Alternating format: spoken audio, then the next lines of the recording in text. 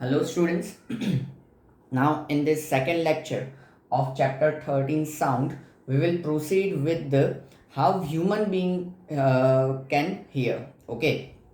ये ह्यूमंस जो है वो कैसे सुन पाते हैं ये हम इस लेक्चर में कंक्लूड करने जा रहे हैं. सो यू कैन ऑब्जर्व कि यहाँ पे हमारे पास ह्यूमन ईयर का पूरा डायग्राम है. ठीक है, हम किससे सुन पाते हैं तो हमारे कानों से.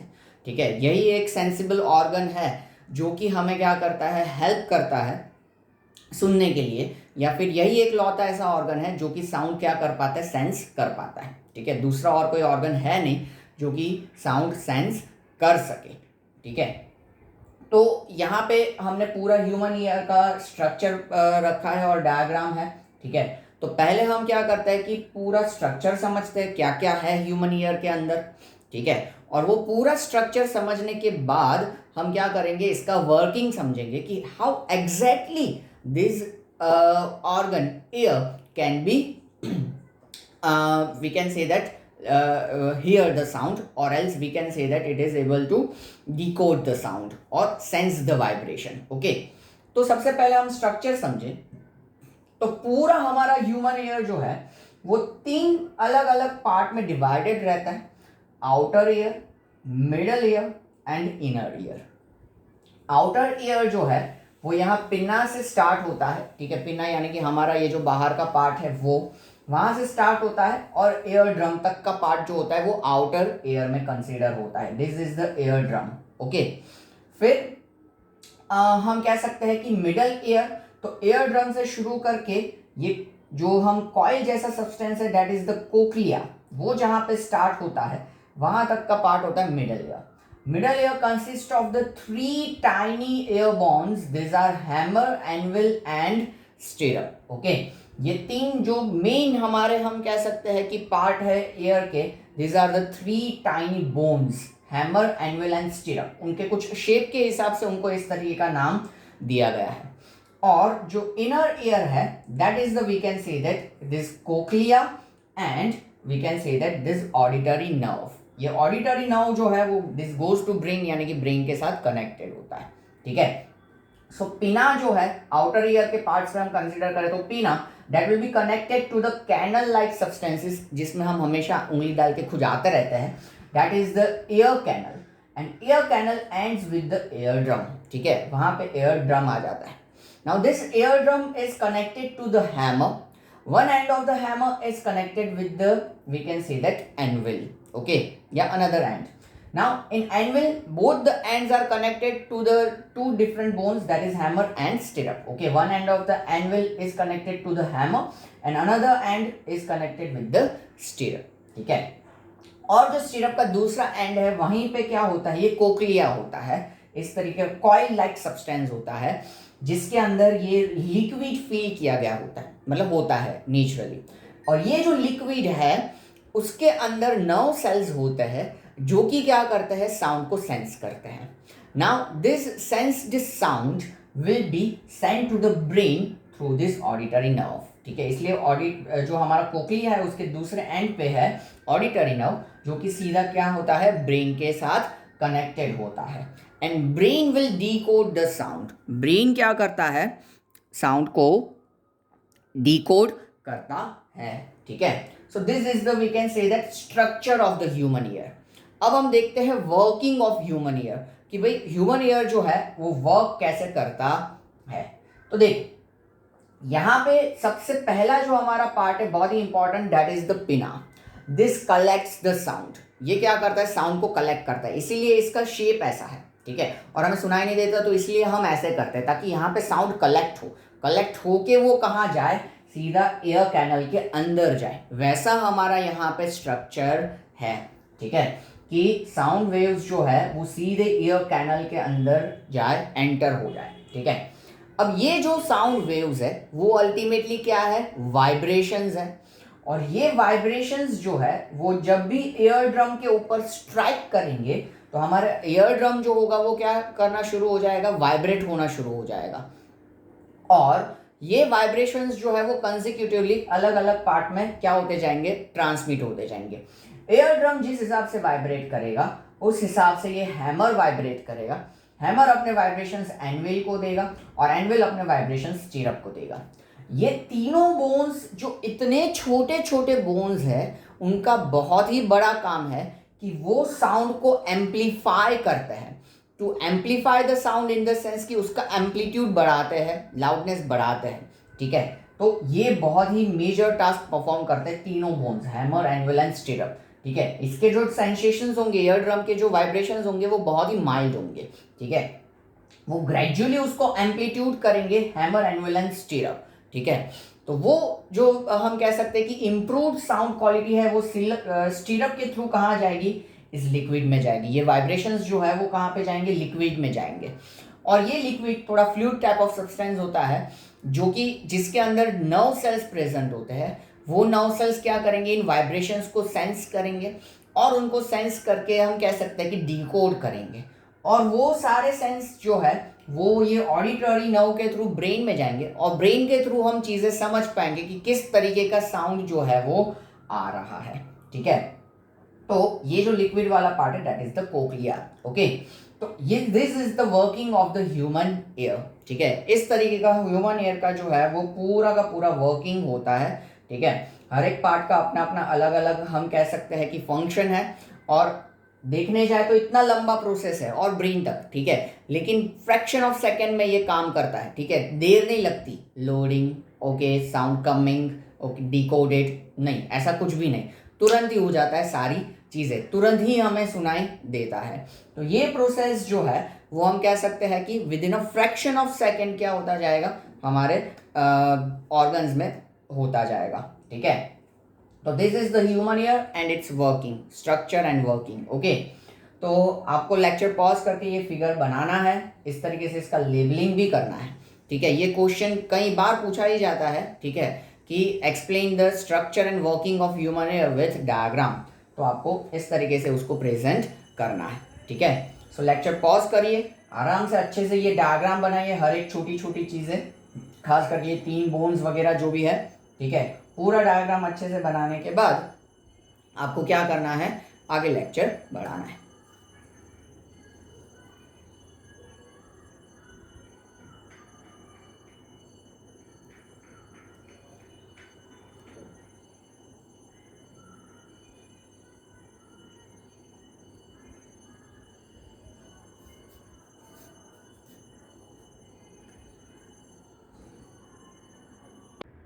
Okay students, now will proceed with terms related to sound. कुछ ऐसे टर्म्स हैं कि जो खास करके साउंड के रिगार्डिंग फिजिकल स्टडीज करने के लिए हेल्पफुल रहते हैं, ठीक है। साउंड यानी कि एक फिजिकल क्वांटिटी है, ठीक है, it's a form of energy. तो उसको स्टडी करने के लिए भी यहाँ पे कुछ कुछ हमारे पास टर्म्स है जो कि हमारे समझने ज़रूरी है। तो इसके लिए हम यहाँ पे कुछ कॉन्सेप्ट कंसिडर करेंगे। सबसे पहले तो हमें मालूम है कि साउंड प्रोड्यूस कैसे होता है। तो साउंड प्रोड्यूस होता है वाइब्रेशंस के through.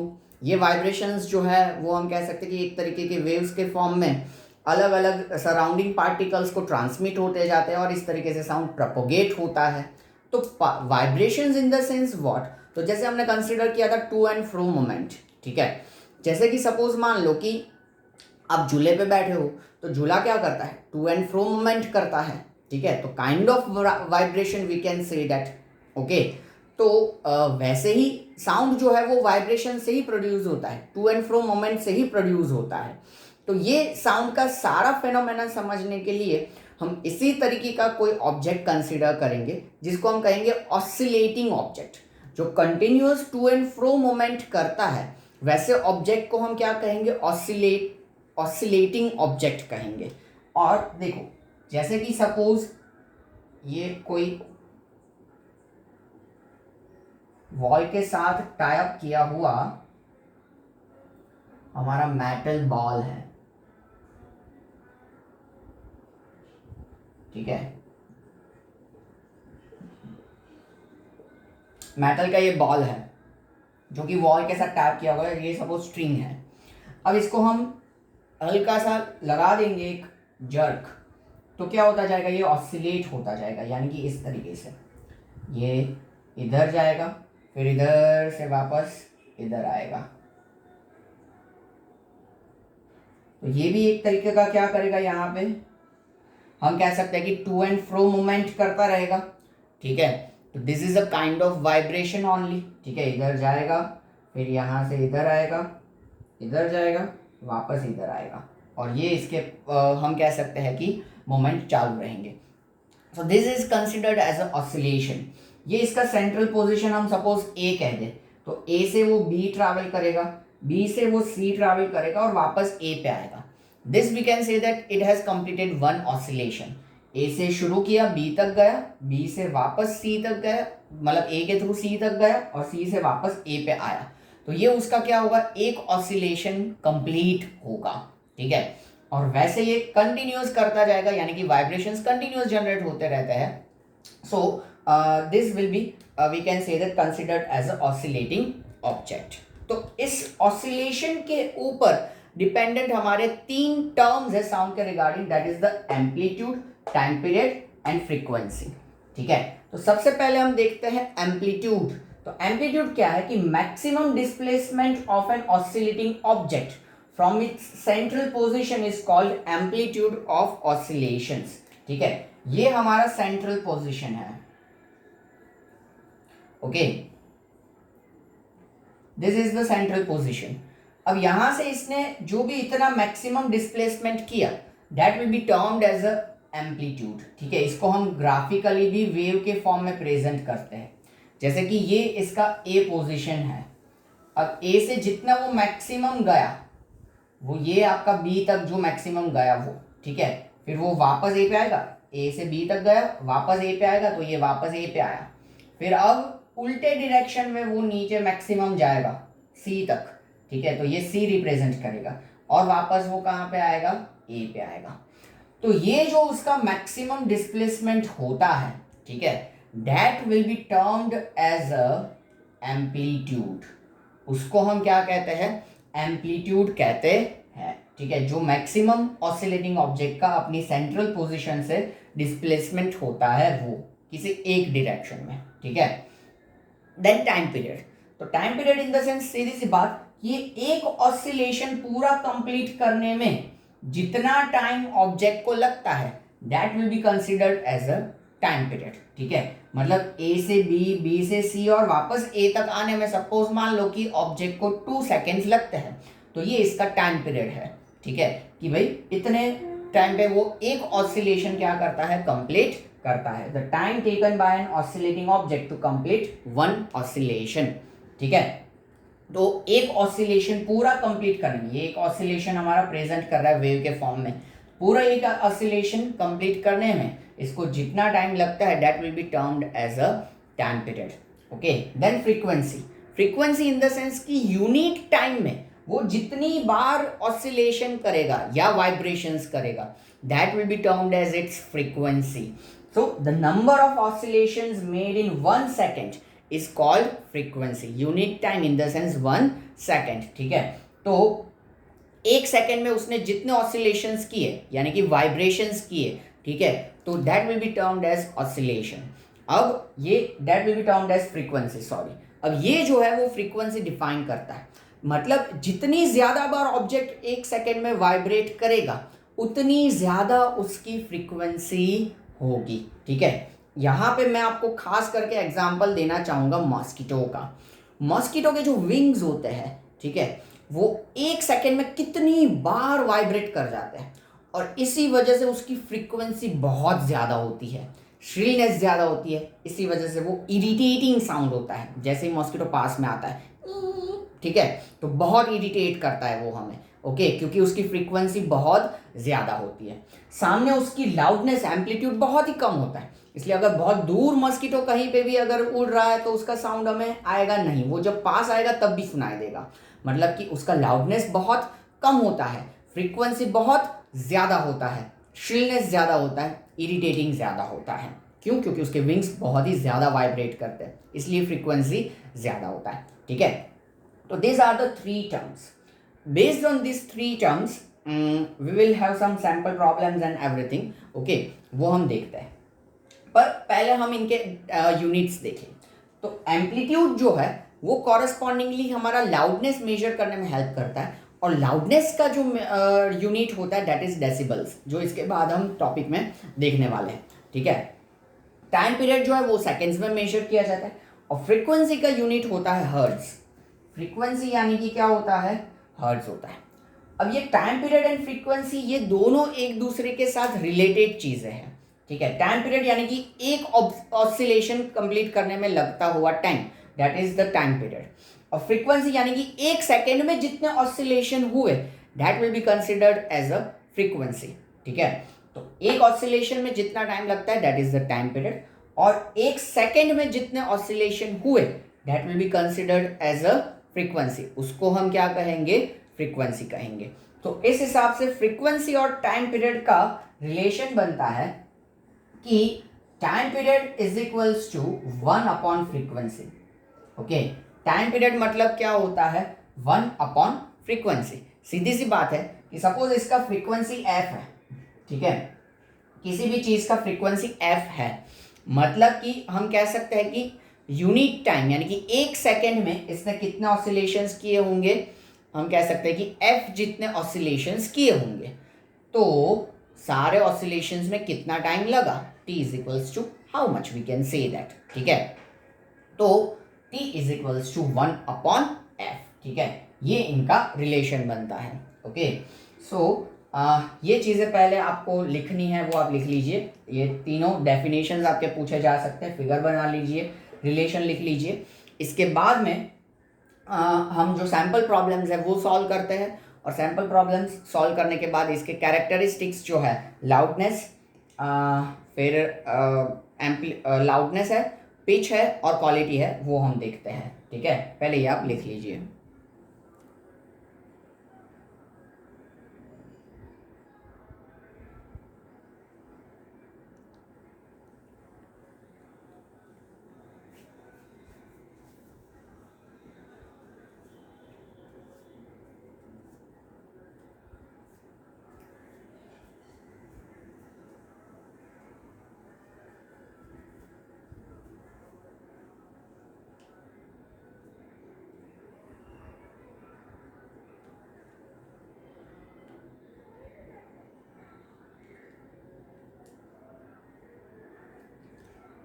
Okay, so now let us have sample problems.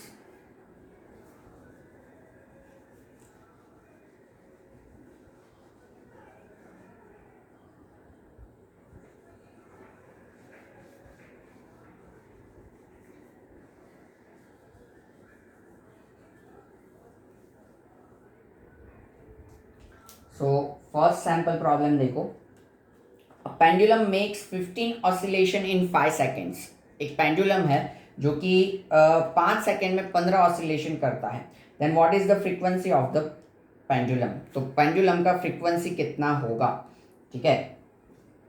तो सैम्पल प्रॉब्लम 1, तो देखो हम अगर देखने जाए तो नंबर ऑफ ऑसिलेशंस कितने हैं, 15, और इनका टाइम हमें कितना दिया है, 5 सेकेंड्स। ओके, तो इसका फ्रीक्वेंसी क्या होगा कि एक सेकेंड में कितना उसने हम कह सकते हैं कि ऑसिलेशन किया, ठीक है। तो देखो यहाँ पे हम टाइम ले लेते हैं और यहाँ पे ऑसिलेशंस ले लेते हैं।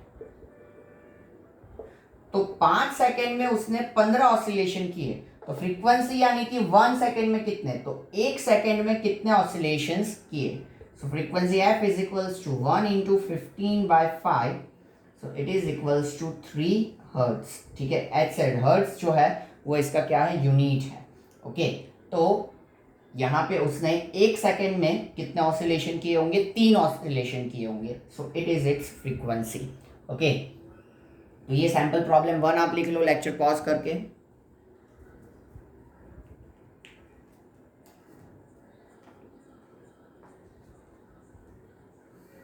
ओके, नाउ रिलेशन तो हमने देख लिया है, ठीक है। Time period equals to 1 upon frequency, same इसी तरीके से आप समझ सकते हो, time period equals to 1 upon frequency, ठीक है। Now sample problem 2 based on that relation.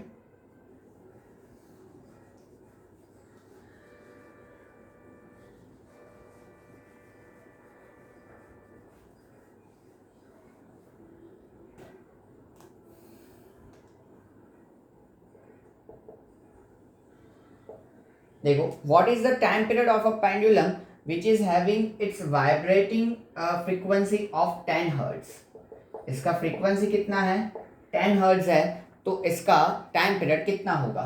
So simple, time period equals to 1 upon frequency 1 upon 10 यानी कि 0.1 सेकेंड्स।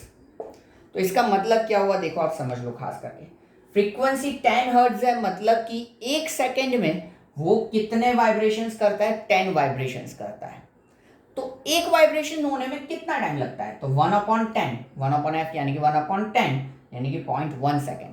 एक वाइब्रेशन करने में 0.1 सेकेंड जितना टाइम लगता है, और वो क्या करता है, एक सेकेंड में 10 वाइब्रेशंस करता है, that is its frequency. Okay, तो ये हुआ आपका sample problem 2। Again lecture pause करके लिख लो पहले।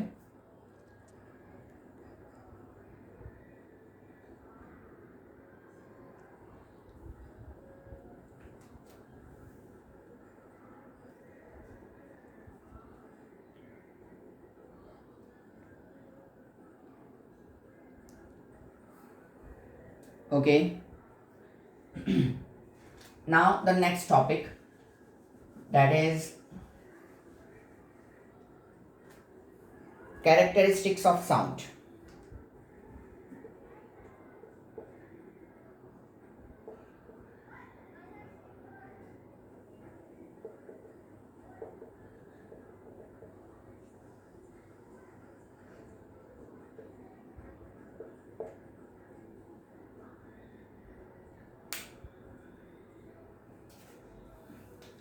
कि जिसमें फर्स्ट कैरेक्टरिस्टिक है लाउडनेस, पिच, ये क्रिकेट के पिच की बात नहीं है, and quality.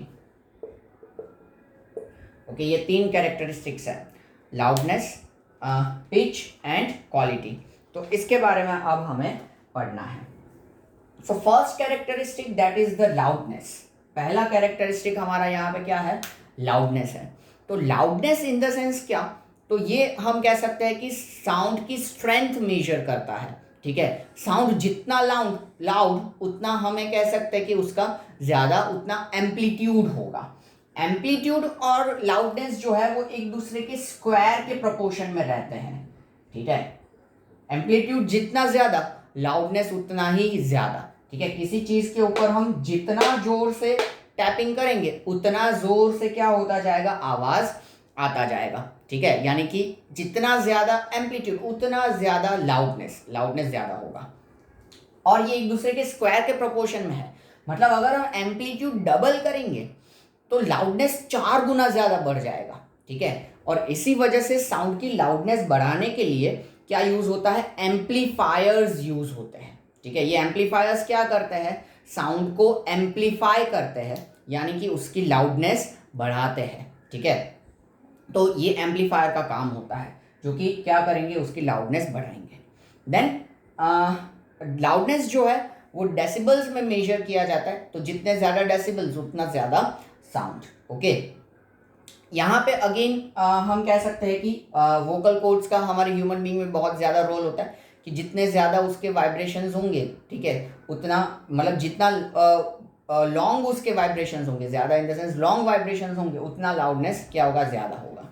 Same thing will be there with the guitar और सितार एंड ऑल, कि उसके स्ट्रिंग्स हैं, जितने ज़्यादा उनके लंबे वाइब्रेशंस होंगे, ऊपर नीचे ज़्यादा होगा, उतना एम्पलीट्यूड उसका ज़्यादा होगा, और जितना एम्पलीट्यूड ज़्यादा होगा उतना उसका लाउडनेस जो होगा वो क्या होगा, ज़्यादा होगा। ठीक है, स्ट्रिंग जो होंगे, जो आपको फिगर में दिखाया हुआ है यहाँ पे, उसकी मैं बात कर रहा हूँ कि यहाँ पे कम लंबा वाइब्रेशन है, तो मतलब हम कह सकते हैं कि उसका एम्पलीट्यूड कम होगा, और जितना लार्ज वाइब्रेशन है, ठीक है, तो उतना उसका क्या होगा, लाउडनेस ज़्यादा होगा। ठीक है, so that is the loudness which is in square proportional with the amplitude, जिसका मतलब जैसे हमने डिस्कस किया कि अगर हम एम्पलीट्यूड डबल करेंगे तो लाउडनेस 4 गुना ज़्यादा बढ़ जाएंगे। ठीक है, और अगर हम एम्पलीट्यूड हाफ करेंगे तो लाउडनेस जो होगा उसका 4th पार्ट का हो जाएगा। ठीक है, so this is the term. Then next is the pitch. Next हमारा कैरेक्टरिस्टिक है पिच, जो कि फ्रीक्वेंसी के ऊपर डिपेंडेंट रहता है। ठीक है, हमने कई बार नोटिस किया है कि सेम लाउडनेस का साउंड जो होता है उनका फ्रीक्वेंसी अलग अलग होता है, यानी कि वो उनका पिच जो होता है वो अलग अलग होता है, ठीक है। लाउडनेस सेम होगा लेकिन पिच अलग अलग होगा, फ्रीक्वेंसी क्या होगा, अलग अलग होगा। तो पिच जो है वो फ्रीक्वेंसी के डायरेक्ट प्रोपोर्शन में है, मतलब कि जितने वाइब्रेशन ज़्यादा उतना फ्रीक्वेंसी ज़्यादा, उतना पिच हाई। जितने वाइब्रेशंस कम उतना फ्रीक्वेंसी कम, उतना लो पिच साउंड होगा, ठीक है। तो इसमें हम खास करके डिफरेंस जो है वो मेल फीमेल से क्रिएट कर सकते हैं। फीमेल जो होते हैं उनके वाइब्रेशंस वोकल कॉर्ड में ज़्यादा होते हैं, यानी कि फ्रीक्वेंसी ज़्यादा होता है, और फ्रीक्वेंसी ज़्यादा होने की वजह से उनका श्रिल साउंड जनरेट होता है, हाई पिच साउंड जनरेट होता है। मेल्स जो होता है उनका फ्रीक्वेंसी लो होता है, और फ्रीक्वेंसी लो होने की वजह से वो कम यानी कि लो पिच साउंड जनरेट करते हैं, ठीक है। तो that is the pitch we can say that, जो कि इस तरीके से डिफरेंस क्रिएट करता है। And the thing last that is the quality of the sound. ये क्वालिटी जो है वही चीज it is help to distinguish the between different sound, okay. कि हम कह सकते हैं कि सेम लाउडनेस और सेम पिच के साउंड है लेकिन उनकी क्वालिटी अलग अलग होगी, इस वजह से हम उनके बीच में क्या कर पाएंगे, डिफरेंस क्रिएट कर पाएंगे या डिफरेंस समझ पाएंगे। जैसे कि हम यहाँ पे एग्जाम्पल कंसिडर करें, हमारे अलग अलग म्यूजिकल इंस्ट्रूमेंट्स, सितार है, गिटार है, फिर कीबोर्ड है, फ्लूट है, ठीक है, वायलिन है, फिर ट्रम्पेट है। तो ये अलग अलग हमारे हम कह सकते हैं कि म्यूजिकल इंस्ट्रूमेंट्स हैं, इन सब की क्वालिटी जो है वो अलग अलग है, इसीलिए हम उनको अच्छे से क्या कर पाते हैं, रिकॉग्नाइज कर पाते हैं कि हाँ ये म्यूजिकल इंस्ट्रूमेंट बज रहा है। तो इसके पीछे वजह ये है, ठीक है, कि उन सभी साउंड की क्वालिटी क्या होगी, अलग अलग होगी। Like same way it quality matters in the we can say that human beings also, उसको टिम्बर भी कहा जाता है कि अलग अलग बंदे का आवाज़ या अलग अलग बंदी का आवाज़ अलग अलग होगा। इसीलिए जैसे हमने पहले डिस्कस किया था कि फ़ोन पे भी हम क्या कर सकते हैं, आवाज़ मतलब साउंड रिकॉग्नाइज करके बता सकते हैं कि ये बंदा बोल रहा है या ये बंदी बोल रही है, ठीक है, अगर हमने एक बार साउंड सुना हुआ है तो की बात है, ठीक है। प्लस जैसे हमने देखा कि बच्चे का, फिर एडल्ट का, या तो फिर ओल्ड एज पर्सन का भी हम साउंड क्या कर पाते हैं, रिकॉग्नाइज कर पाते हैं, क्योंकि हर एक साउंड की क्वालिटी जो होती है वो अलग अलग होती है, ठीक है। तो ये जो है वो 3 कैरेक्टरिस्टिक्स है साउंड के, okay. So loudness, pitch and quality. तो अब आप क्या करोगे कि यहाँ पे लेक्चर तो हमारा एंड हो रहा है, लेकिन आप working structure and working of human ear वो खास करके अच्छे से आप पढ़ोगे, ठीक है। फिर उसके बाद ये सारे टर्म्स जो है एम्पलीट्यूड, फ्रीक्वेंसी, टाइम पीरियड, वो आप अच्छे से देख लोगे, वो वाला टॉपिक पूरा। And then characteristic of sound, वो आप अच्छे से पढ़ोगे, ठीक है। तो इतनी चीज़ें आपको पढ़ लेनी है नोट्स में से अच्छे से, डाउट्स हो तो आप मुझसे पूछ लेना, okay. So we are ending this session, मिलते हैं नेक्स्ट सेशन में, take care, see you soon.